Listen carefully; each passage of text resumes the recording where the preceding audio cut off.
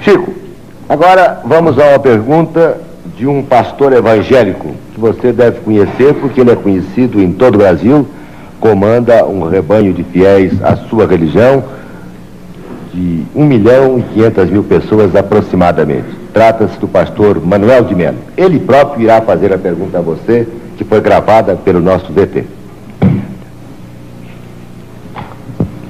Carlos Xavier, meus cumprimentos.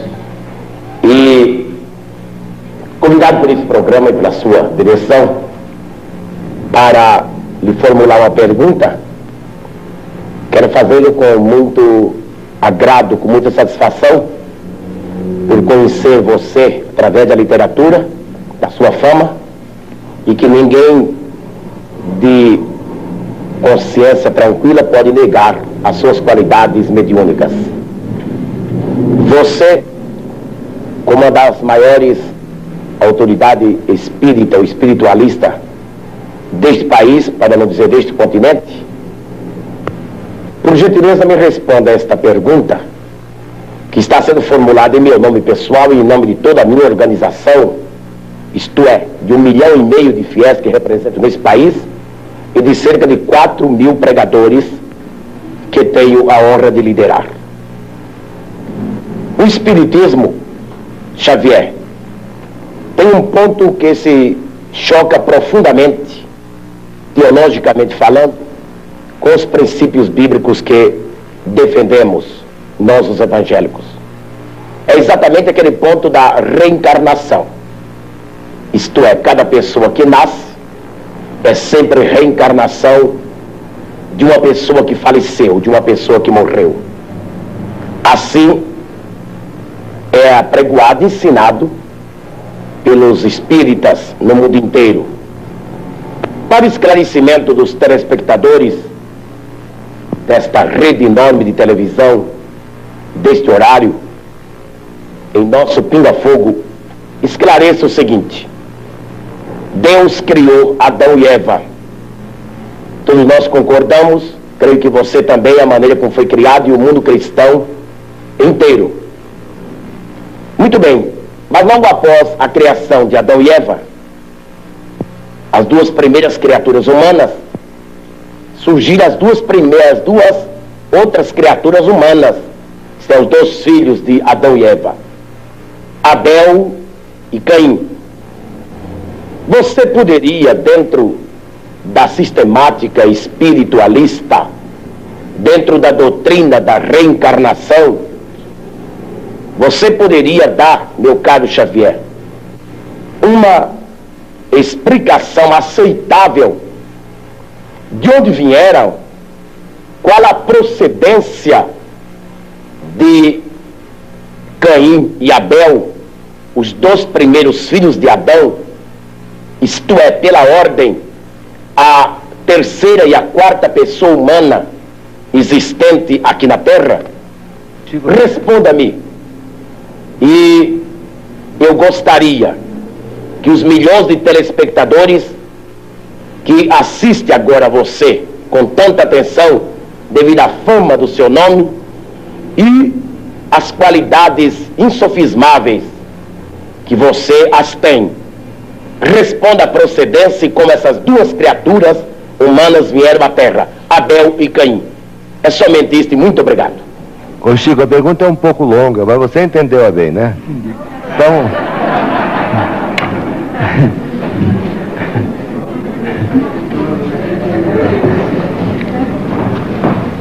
A pergunta do nosso caro amigo, que nos interpela a respeito do texto bíblico, está emoldurada de tamanho carinho que inicialmente nós agradecemos esse tom de fraternidade e ternura humana com que ele emoldura a questão para se dirigir a nós.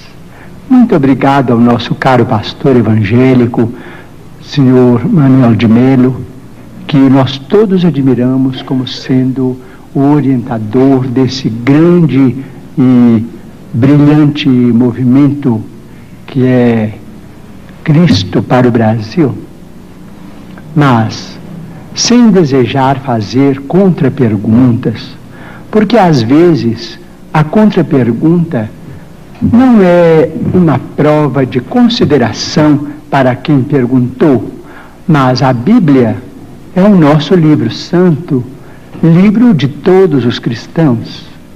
Nós, os espíritas evangélicos, nos detemos no Testamento Novo para compreender a essência dos ensinamentos de nosso Senhor Jesus Cristo e daqueles que o sucederam, os apóstolos da causa evangélica.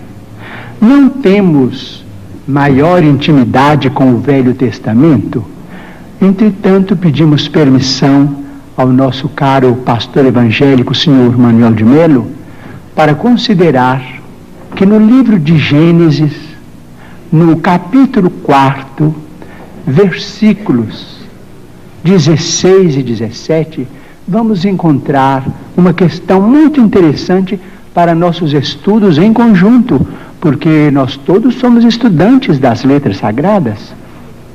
O capítulo 4 trata, por exemplo, da união de Adão e Eva para o nascimento dos seus 3 filhos, Caim, Abel e Sete. Sabemos por esse texto, o capítulo 4 do livro de Gênesis de Moisés, que Caim exterminou Abel. Entretanto, nos versículos 16 e 17, nós encontramos uma informação muito curiosa, a informação de que Caim, em se retirando da face de Deus, se dirigiu para uma cidade ou uma terra chamada Nod, onde ele desposou aquela que foi sua esposa e teve com ela uma grande descendência.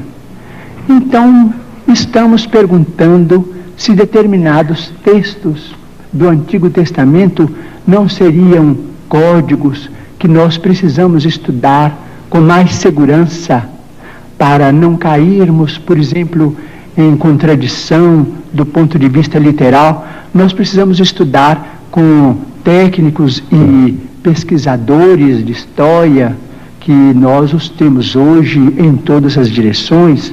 Digo isso com o máximo respeito, porque se Caim matou Abel antes do nascimento de Sete, mas casou-se numa cidade chamada Nod, onde encontrou a sua mulher, aquela que foi sua esposa, e com ela teve uma grande descendência, o assunto exige estudos especiais de nós todos, porque segundo a criação no jardim edênico, a família inicial teria sido constituída pelas 4 pessoas às quais se refere o nosso caro pastor evangélico, senhor Manuel de Melo: Adão, Eva e os 2 filhos primeiros do casal. Vamos estudar então a questão com respeito à reencarnação. Mas o Manuel de Melo tem que estudar também, né? Todos nós. Então vamos chegar a uma conclusão.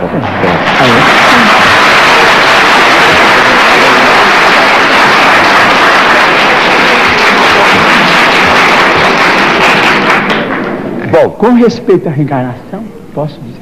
Pode, Chico.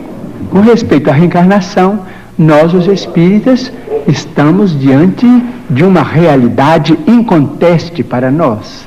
Mormente na vida mediúnica, temos assistido, nestes quase 45 anos de espiritismo evangélico à luz dos princípios kardecianos, a desencarnações e reencarnações. Mas permitimos-nos também perguntar ao senhor Manuel de Melo, ao nosso caro pastor evangélico, senhor da pergunta, e também àqueles que fazem objeções contra os princípios da reencarnação, permitimos-nos perguntar sobre o sofrimento das crianças, por exemplo. Não vamos nos referir aos adultos, porque seria alongar muito a resposta, mas vamos pensar nas crianças. Por exemplo, nós, os espíritas, muitas vezes encontramos determinados casos de suicídio, e às vezes suicídio acompanhados de homicídio, ou às vezes apenas de homicídio. Mas vamos encontrar esses problemas do complexo de culpa levado para além desta vida, e depois esse complexo de culpa renascido com aquele que é responsável por ele através de sofrimentos que só podemos entender através da reencarnação. Por exemplo, muitas vezes temos encontrado, por exemplo, irmãos nossos suicidas que dispararam um tiro contra o coração e que voltam com a cardiopatia congênita ou com determinados fenômenos que a medicina classifica dentro da chamada tetralogia de Fallot. Nós vemos companheiros que quiseram morrer voluntariamente pelo enforcamento e que voltam com a paraplegia infantil, comumente chamada de enfermidade de Little. Nós vemos muitos daqueles que preferiram o veneno e que voltam com malformações congênitas, com problemas miopáticos, com o mixedema, aqueles que às vezes violentam o próprio ventre e que voltam também sofrendo as tendências e que às vezes acabam se desencarnando com o chamado infarto mesentérico. Nós vemos, por exemplo, aqueles que preferiram morrer pelo afogamento para se retirarem da vida num ato de rebeldia contra as leis de Deus. Vemos, por exemplo, aqueles que preferiram o afogamento e que voltam com o chamado enfisema pulmonar.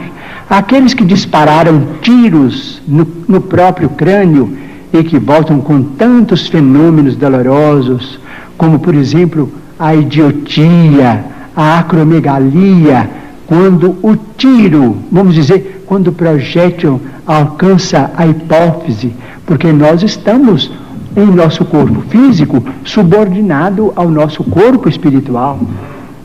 Então, principalmente nos fenômenos, os fenômenos decorrentes do suicídio por tiro no crânio são muito dolorosos, porque vemos a surdez, a cegueira, a mudez congênitas, e vemos este sofrimento em crianças incompatíveis com a misericórdia de Deus, porque nós sabemos que Deus não quer a dor. Diz Emmanuel, se Deus quisesse a dor, Ele não teria nos dado anestesia através da medicina. A dor é uma criação nossa. Chegamos ao além com determinado complexo de culpa e pedimos para voltar ao corpo, trazendo as consequências de nossos próprios atos menos felizes. Então, pedimos ao Senhor Manuel de Melo, nosso caro pastor evangélico, que tem trabalhado tanto e cujo mérito nós todos reconhecemos e reverenciamos, para pensar conosco nestes problemas.